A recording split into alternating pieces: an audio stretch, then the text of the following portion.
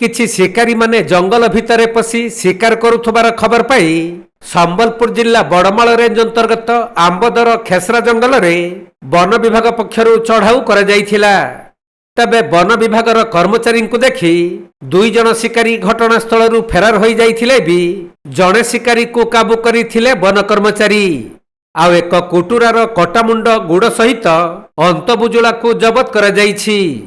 ଗିରଫ ଅଭିଯୁକ୍ତ ଜଣକ ସାଇବେରନି ଗ୍ରାମର ଲବବିଞ୍ଝାଲ ହୋଇଥିବା ବେଳେ ତା ନାଁରେ ମାମଲା ରୁଜୁ କରି ବନ ବିଭାଗ କୋର୍ଟ ଚାଲାଣ କରିଛି।